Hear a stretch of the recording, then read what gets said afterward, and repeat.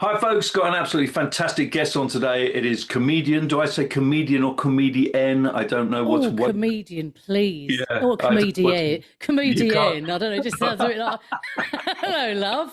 Am I showing my age here? I probably am. No, no. It's just one of those things, isn't it? Where I don't actually don't really. I mean, I don't mind. Just funny person, comediate. I call Yeah. myself a comediator actually now more Yeah. because it's become like a mix of comedy Yeah. and sort of ranting and politics. Yeah, it is nowadays. You see, now you probably don't know, but I used to be a comedian back in the day. Oh, did So, you? I thought I yeah, recognised your name when I saw it on the well, yeah, I've thing. done a bit, but I was an actor, but I also was a comedian for 20 years under the name of Ricky Diamond, a ridiculous name, right? Where I used to Okay.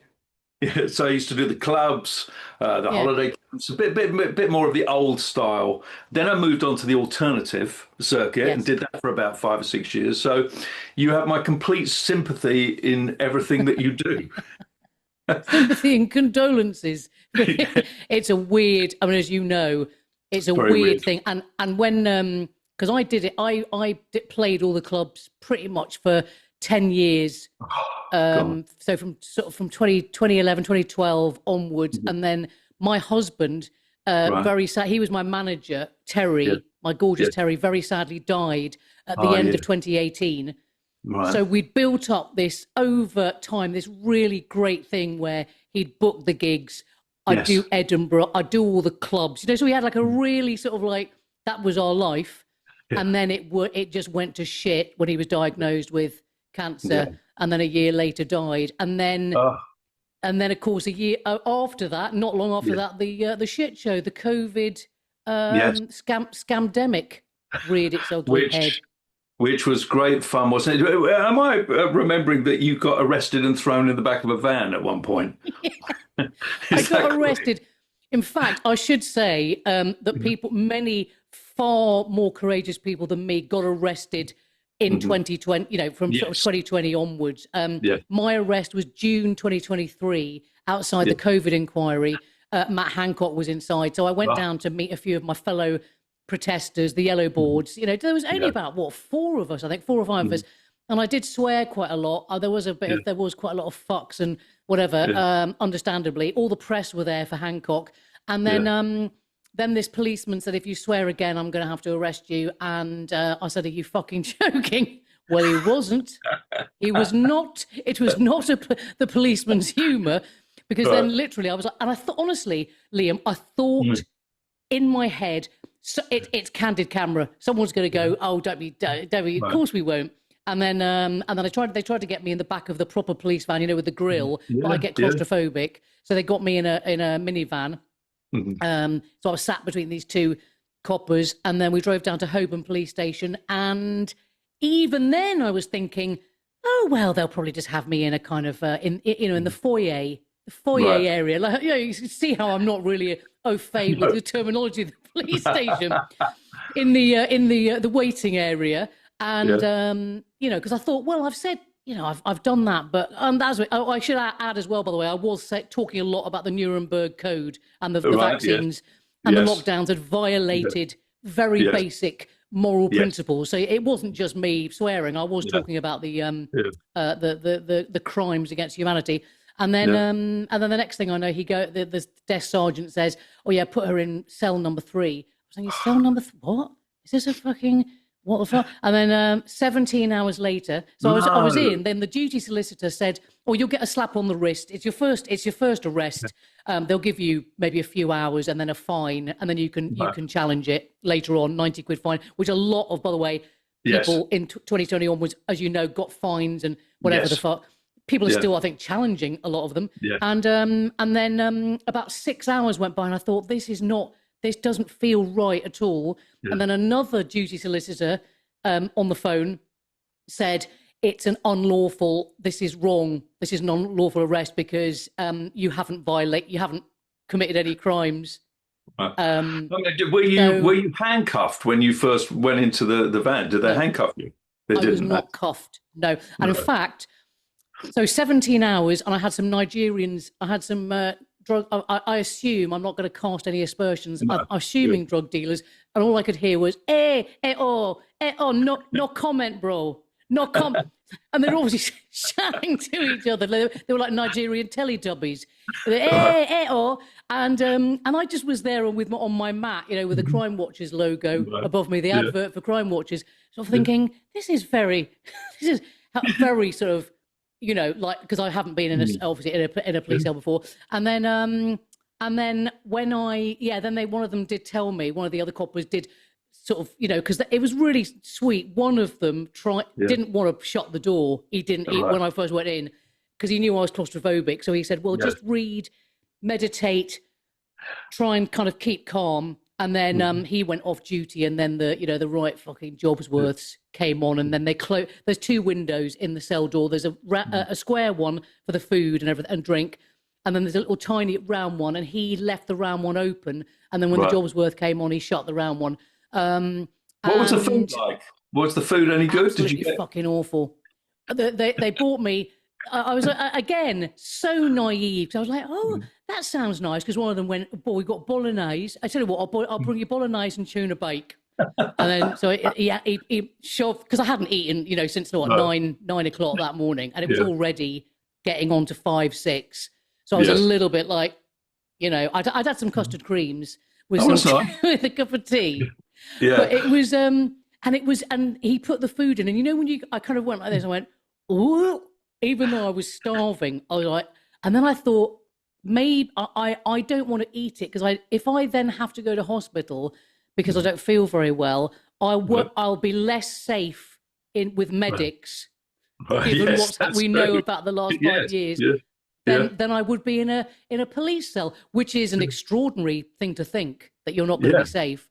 So all these things were going through my head, Liam, the craziness and what it all meant. And then one of the policemen did that, that meme or GIF, when the guy's doing this, like you've been naughty. Yes. He did that through the square thing, and he said, you may not even be getting out tonight. And I just felt my heart, Liam, just went. Yeah. What? Were you scared? Were you actually scared in there, or did you think, oh, fuck this? You know what I mean? I was a little bit scared as the hours went on. I'm not going to lie, and I did sing. Because singing really was my first job. So professional singer, and so I was in the music business. So I did use my Welsh lungs. Because it's great acoustic as well. And I talk about this in my stand-up as well. It's like you use everything you can. Kind of like, I pray. So I'm a Christian. So I was. They took my cross, actually. One of the things they did take was my little cross off, because it's. I suppose they might have thought I was going to stab myself in the eye or something. I don't know. It was really weird, the whole and so of course that was a bit strange, because I was like, oh, but that's my, it's sort of comforting to have it there. So sang a lot, and then you do then start to understand how people can adjust. I'm not saying by any stretch of the that it was right that people do this, but you find ways. And I kept thinking to myself, Solzhenitsyn spent 8 fucking years in a gulag.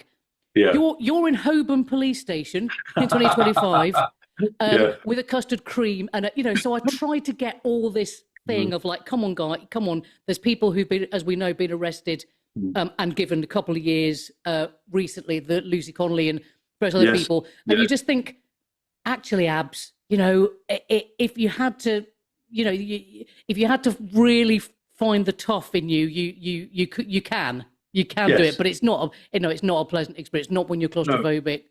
When you look back on that, strangely, did you feel that was a good experience to have? I mean, has it helped your career? Do you feel? Well, do you know something funny enough, Liam? Controversial. Yes, people did. It's really funny. I haven't got this mindset, but I know that there are some areas of social media, especially on Twitter, that do people saying it was staged. It was, and all I can say is, I'm not that good an actress, to be honest with you. Right. I mean, it was, and also it was. Well, funnily enough, I'd say not really helped. No, I wouldn't say. Well, no, definitely not helped bookings, because in the comedy industry, I'm a pariah. I'm a kind of like, because I'm a free speech absolutist. Yes. So. Yeah. And speaking out about COVID and the vaccines, I'm very much like, oh, no, well, I'm not sure about Abi, because she's a bit, out there. So from the point of view of just feeling freer to do my stuff. Yeah, I think it probably has. But to be honest with you, I think it was mainly, I mean, my nephew has used my arrest in one of his school projects. Oh, really? Talking about free speech. So, is there any photograph of you sort of being held by police and dragged into the van that you could put on? It's all over. I mean, it's on various places on Twitter. If you look at Abby, look at Abi Roberts' arrest, and also GB News, which I used to be a guest on. They were filming. One of them, Tom Harwood, was filming, and I had a yellow board and I saw Tom filming, and I thought, right, I've got to do this. So you can see me shuffling in. And literally with my black baseball cap on going, stop lying to the British public, Tom, with this thing saying, do you think vaccines may have harmed you? You were playing to the camera. You were playing to the camera as you went. I was playing to the camera. I was going, stop. And then Francis O'Neill, another yellow boarder who's been doing it for much longer than I, he's been going from like 2020 onwards, doing lots of great stuff, grassroots stuff. He shuffles in. It just looks like a comedy act because I've gone in, and then when you see, and then you can just see like edging in next to me like this, and so because we're there, just two little bobbly heads going. Because I thought I'm going to take this opportunity. I can't not get in with the sign. So actually, and it was not planned. Honestly, I went down there. Anyone that knows me knows I'm a terrible. I forgot I had a gig in Swansea, a show tomorrow night in Swansea. That's how fucking terrible I am. People were like, see you tomorrow. And I was like, what do you mean see you tomorrow? Shit. And then I looked on their website. It was like, Abi Roberts won't show. Yeah, and when you kind of go, luckily it's all fine and I didn't have anything else on. You know what I mean? But so I'm definitely not a kind of, it's a strategic, I'll do this. It was absolutely everything coalesced. No, you don't strike me as strategic. No. But of course, I'm sure during the whole COVID thing that you got massive support from your fellow comics throughout the whole time. Yeah, it was amazing, Liam. They were just so lovely, the way they all just came on all the marches and they just went, yes, absolutely. Whoa, go free speech. It was extraordinary, really. There was maybe a handful. Lee Hurst, who runs Backyard Comedy Club, was great. And everyone goes in their different directions, by the way. I don't expect people just to stick with that issue. No. Because Lee's obviously got his club and has gone off in other sort of directions. But honestly, I sort of kept thinking, I'm going to see more people that I know. But it was very odd, Liam. It was very strange. What did you think about that? Because what in my experience, having been an actor and a comic and stuff like that, is they don't back you up. They're not. If you're looking around behind for support, they're not there, are they? No, definitely not. I hear you. It's very strange. So I spend most of my time if I put stuff on Facebook and this has been since. And then the trans stuff, I got dumped by an agent. I want to talk about that. Are we allowed to talk about trans these days on the thing without being, getting a death threat? It's quite unbelievable. But tell us about your agent. So your agent dumped you because you fatally said, and am I even allowed to say it, that there are two sexes? Is that right? Yes, I supported J.K. Rowling. I can't remember the exact my wording on my tweet, but I absolutely was backed. I was like, I'm not going to lie about this stuff. I thought there's the lies, and also the whole thing of children being basically brainwashed into thinking that they're born in the wrong body, all that stuff. But it was quite, I wasn't a Graham Linehan, who's a wonderful man who lost everything in defense of women and girls and people, any fucking comedians, actors watching who haven't had his back, go and fuck yourselves, because I don't know how people look in the mirror and can live with themselves, because people will know. Everyone knows if you've been, even if you've just said a couple of things like go Graham or go JK or even free speech, truth, etc. That's quite basic things. But so I had this agent. I hadn't had them for very long, and then I tweeted that it was, I think, June 2020. So it was in the middle of all the. It was crazy year, and then that was it. just ghosted, totally ghosted. No email. I think I dropped an email, and then it was like. So they didn't invite you into the office and say, "Look, we've got to have a chat with you." No. No, because you see, because then they'd have to tell me why they're doing it, which would then mean that I could go, "Sorry, are you seriously saying that I'm not? You're not allowing me to have a view, which is the view that has been held and which is biology, is correct terminology for biological sex. Is that what you know what I mean? So then no, they did the coward's way out, which is just to go, we're not even going to touch her. Have nothing to do with it. Did you get any apologies sort of recently over the years about the whole COVID thing from any of your fellow comedians? They came up and said, actually, Abi, your position was the right position, and I got it wrong back there. Did you get any of that? I haven't had any. Let me just think about the vaccines I have from a couple of people. I'd have had, very moving actually. Quite. Oh God, I had a bit of a gulp.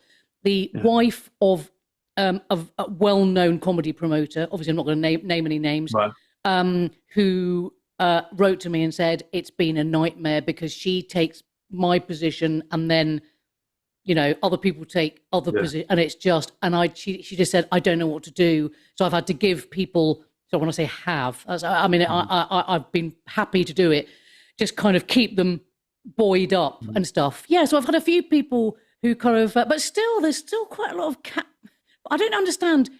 We're now in 2025, Liam, surely, and with the murder of Charlie Kirk, Jesus, if that's not a sign, whoever was responsible, whether it's the person that's been held in custody, or whether it's a mixture of people, I kind of, in a way, that's sort of irrelevant. I mean, it's a man who's been killed, shot in the neck, because this part is what it's all about, isn't it? It's what comes out of your heart, up your neck, through your mouth.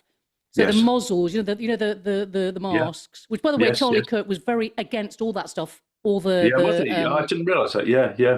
mRNA vaccines. He wanted those to stop. I don't know how vocal he was. When he was vocal, but he was just. I think on principle, he was just like, "This is, we can't. This is not right." But so that's it always fascinates me. Can I ask you, what was when did your gut feeling? When did you think? Was it immediate that you thought? Hold it, this doesn't feel right. No. When did you first think that, or was it bang straight away? What was it?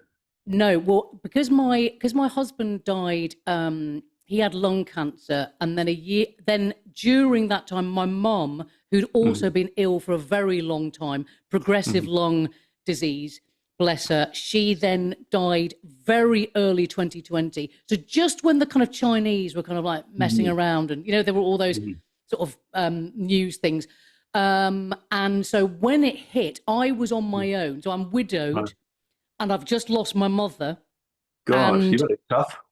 And to be honest with you, and I even tweeted something about social distancing, which I hold my hands up, mea culpa. I'm not afraid to do that because I think if people, it's up to everyone whether, put it this way, there was a lot of people tweeting a lot of other stuff which has been buried, you know what I mean? But I'm fine with that. I'm okay because I know in my heart that I was afraid for lots of reasons, being on my own, and then gradually, Liam, I and then the BLM thing hit, and then everything else. But it didn't take me long to go, hang on, with the masks and then the vaccines. So it was a kind of gradual.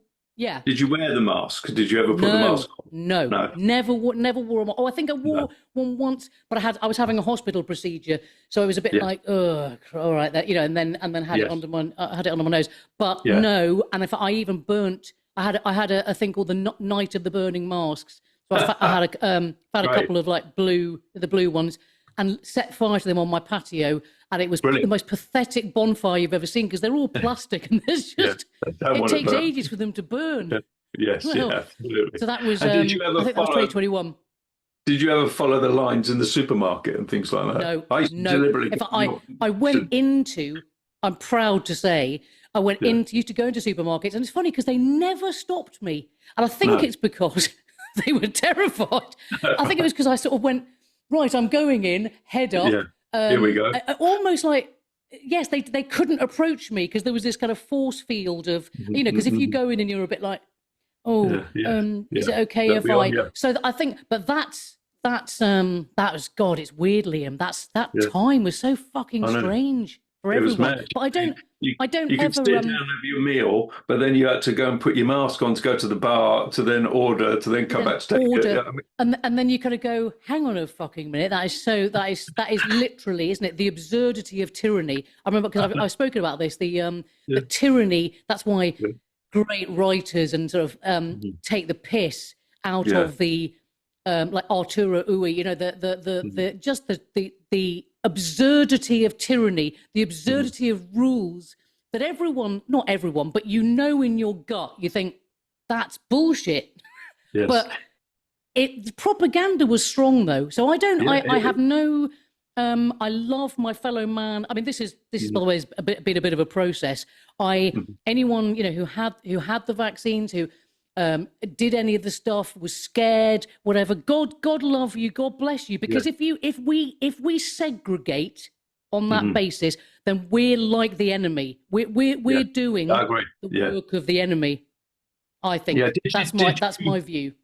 Did you get stick from close friends and stuff? Obviously, you lost some of your family, but stick from yes. I mean, there was a close friend who I remember in June 2020. She came round and said, I sort of, we had food and everything. And she went, do you think this is safe? And we were sitting outside, a lovely June evening. And then it got colder. So I lent her, gave her my, and she went, this is okay, isn't it, to have a blanket? And I was like, and that's when I kind of went, wow, this is real.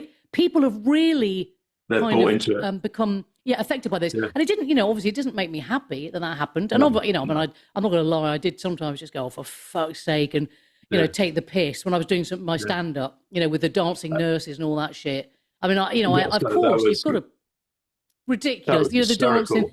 Yes, that was the routines. Yes, for fuck's sake. Did you ever think it was going to go that far to be mandatory? I thought at one point, they were going to start breaking the doors down and start jabbing you. Were you worried about that? Yeah. Do you know what, Liam? You're bang on, because you just reminded me, not that I necessarily need to remind you, but there's so much has happened in the last 5 years. When the age group started going down for the vaccines, and it was like, so kind of from a distance, I was like, 70? Oh, so 80, 70. And then it started coming down, like, Pointless, the show, where the thing goes down. And it hit 50, and I just turned 50, and I was like, what the fuck? And because I'm on my own, I'm a bit isolated, I'm a bit like, sort of parts of my I wasn't really sort of that sure about what they thought as well. So there's all that kind of confusion. So I did put something up against the door. Did you? Because I thought they might come for me, which is absolutely fucking horrendous. I thought we were close. I was very lucky because I've got a partner, Yvette, who's wonderful. She's very astute. Yes. She's spiritual, and she was ahead of me.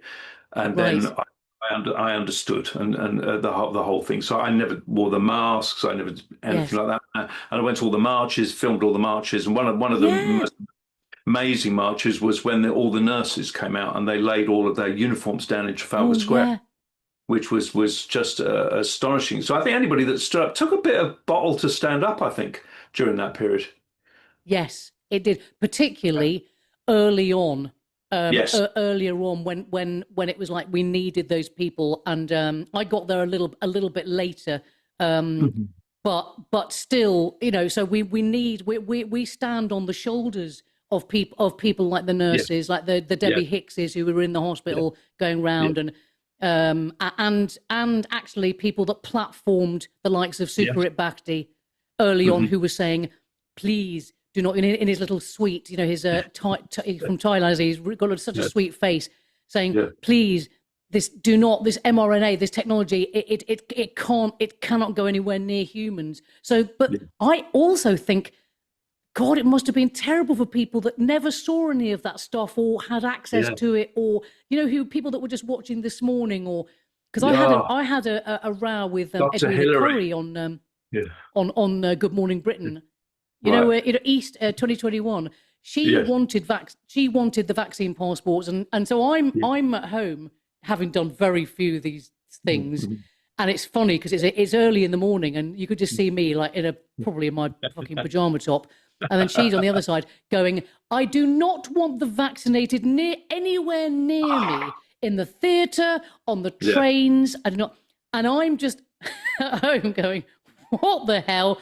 And so I compare, I say, what is this? Are we living in Stalinist Britain? Is Yeah. that's what's going to happen? Papers, please. So, Yeah. but honestly, Liam, inside, I'm going, I'm really scared. I'm my palms are sweating because this is not this is the kind of rhetoric of the fascists Yes. / Absolutely. communists, authoritarians. Absolutely terrible. What do you feel about all of the free speech thing at the moment? Because obviously we've had that terrible murder just recently, and of course Graham Linehan being arrested there. But how are you feeling? Has it affected your act, or has it just spurred you on to sort of be more open about everything? Oh, it spurred me on, and I have I've had a podcast since 2022, and Right. anyone who's knows the podcast. I just talk myself. I don't have guests, so it's like a kind of dumping of ideas and all that. I know if anything, when people said it's to the idea that the Lucy Connolly thing was to so that people didn't stopped speaking out, etc. Well, that hasn't worked because I've met people on I went on the march on Saturday, a bit controversially, the Unite the Kingdom march. Although I'm not a Tommy Robinson fan, No. but he's done great stuff with the rape gangs. I'll give him that. But I mean, I'm not, I'm not somebody who goes, oh yeah, Tommy. But I went down there, and it was fantastic. I mean, it was just like loads of people, lots of young people who I spoke to of different colours and creeds, who were all just talking about every issue under the sun. So I stood with about 4 or 5 of them, and I said to them when I left, I went, guys, I said, just as long as you know what you're the right to speak freely and without fear of persecution is your fundamental God-given right. So please keep doing it. And they were just literally virtually ignored me as I went off by, and they just carried on talking. It was an amazing event. It was an amazing event. I mean, I was there. You went to it? Oh yeah, I was there. Yeah, in fact, I had. I'm part of the group that had a press pass, so I was actually right down the front. Oh yeah, with Lawrence and Dan with everybody and Katie Hopkins and all of that stuff. So I filmed all of that stuff, and I've been following all that. Yeah, it was very, very interesting. I mean, I'd like to say I'm not a Tommy man. Yes. Tommy. He has stood up over the years, and absolutely. I didn't see it because the thing is, whatever people think about him, I sometimes wonder, though, whether my views are whether sometimes I edit. I'm worried. I don't know why I'd be worried, because I haven't been worried about anything else. Of sort of, when you align yourself with, you sort of say, well, and I have actually, to be fair, I have defended Tommy Robinson on Substack on my, I've written stuff about him, defending him. So it's like, I suppose what I mean is, he hasn't really been in my, well, with the COVID stuff and all that, the vaccine stuff, he wasn't really sort of part of that. But I mean, he did see what was going on from 2015 with the horrendous rape gangs. In fact, I'm doing a documentary now. I'm doing a documentary now, actually, on the grooming gangs. There's a thing called the Football Lads Alliance, and they've been doing that from 2017. So the documentary goes from 2017 to now, where they were calling out for an inquiry and everything. So I've been sort of heavily involved in that. But it was a fascinating event and massive, and then them only saying that there was 100,000 there was just ridiculous, wasn't it? Yes. So we've only, in this thing is zooming by, because There's only 8 minutes left now of this interview because it's all on a Oh my timer. God, what can we pack into it? Right. So, tell us about Keir Starmer. How are you feeling about Keir? Fucking hell, Keir. Well, he's a Fabian. He's been Right. Oh, yes. See, my he's other half said which I this to me. spoke about, by the way. I've spoken Yeah. about a lot on my Yes. pod, Yes. having a fascination with political ideology. One of my Oh, and things, then not everyone's into that kind of sorry, stuff, Abby, to but interrupt. Before yeah, before we go into that, I want to make sure that we do have the time so that people can follow you and everything and all that. yes. So where do they go and what do they look at and this, that, and the other? Okay, so if you go to Abby R Comedian, that's Twitter. I came off Twitter and then I had to start a new account. So Hmm. Abby R Comedian, so ABI R Comedian, all one word on Twitter. Hmm. I'm on Substack, which is abbyroberts.substack.com, and that's Abby Daily. Abby Daily is my podcast, so you can listen to that every day. Sometimes I won't do one, but it's pretty much every day. I've got a website, abbyroberts.com. I'm on Hmm. Facebook. I think I'm on Instagram. But you know what I mean? I'm not somebody that goes, oh, I've got 9 million followers on them. And also before I do forget, there's that book, Oh, is my book, brilliant. that's Bob Moran, the artist. Yeah, it He looks did great. obviously the front. And that is letters Yes. from people about the lockdowns, about vaccines, people that listen to my podcast. I ask them to send me letters. So it's Brilliant. Where can they beautiful, get beautifully that? designed. It's Oh, like look. that. Yeah. Isn't that And you fantastic? can get that on Lulu, Right. lulu.com. Um, Yeah. and I have to, but important to say this wasn't a money-making exercise. It's all printed at cost, with, you know what I mean? So there's no whatever, But and you can get it the thing free on is, Kindle people and get Amazon. funny about this money thing. You've got to make Yeah. some money. You've got to eat. Yes, but this. Oh yeah, don't get me wrong. I'm still making still making money, but this, Yeah. because it was people's letters and they're so harrowing. Right. I've had to put warnings every so often when people are reading Yeah. them. They're so awful that Hmm. this was a labor of love for Yes. people. And so you can get that lulu.com, lulu.com, and it's free on Kindle and Apple. And then you've got the quote on the back, which is, I was born for this. I came into the world for this, to bear witness to the truth. And all who are on the side of the truth, listen to my voice. Truth, said Pilate. What is that? Oh, I've got to shit. diversify now. Well, what's the worst clubs that you've played? Oh, the worst clubs. Where you Probably really died a death? some comedia gigs were pretty ropey. I've died lots of deaths, Yeah. particularly in the early days when I Yes. wasn't ready. If I say to anyone, Yeah. even if you're like, oh yeah, I'm just amazing, I've got amazing 10, and then you know, you mean you've got to have stuff under your belt Yeah. Yes. where Yeah. then you go, it doesn't really matter if I flounder because I've got something I can. And then I started to develop my style, which is pretty much, if I do Yeah. feel the room isn't very warm, I'll Yes. kind of go into the audience and stuff and, you know, piss about. I don't know how Yeah. people do it if they're like, shit, I've only got my material. I've literally only got my material. I can't do it. So if that's not working, what do you Yeah. do? Because I know. I had so a good 15 minutes. I had a good 15 minutes. But, you know, when I yes, was doing the 40 minutes, I was always stretching it. Definitely. yes. I hear you. I've stretched many a time when you go, how long can I pad this fucking story out? Maybe I'll just do a song in the middle. Yeah. But what was it club? Oh yeah, Baby Blue, Wolverhampton didn't work for me. Wolverhampton was tough for me, I'm afraid, back in the day. Wolverhampton. Oh, I think Yes. did I ever play Wolverhampton? Liverpool, I found Yeah. quite interesting. Baby Blue in Liverpool, that was on the docks. Fucking Right. hell. All the audience, because of course Scousers all think they're comedians anyway. So Yeah. but you see, Glasgow are properly funny, and if you Yes. get on well in Glasgow, you will. That's it. Wow. You're made. And I loved Yeah. Glasgow. Liverpool was. I remember that club being full of coke heads. So you'd have people Yes. on the table, and then like fucking hell off, show us your fucking tits, you know, and then they sort of And then they'd all kind of like try and get on stage, and then you get the bouncers are like, oi, you know, slap them around the. Yeah. So that was a bit, yeah. So there were places that I didn't feel were like my comedy, you know, my kind of places. No, I used to vary. Sometimes I used to do double acts over the years, and I so much preferred doing a double act because if you died on your ass, you had somebody there with you that, you know, because there's nothing worse than, I mean, this is just speak personally, going out of a club and you're trudging out and what I found was there was never a back exit. So you always had to walk through the punters to go out the club. And if you died a death, you know, it was just horrendous, you know, that feeling. Just get a disguise. You know, yes, exactly. Get my disguise on.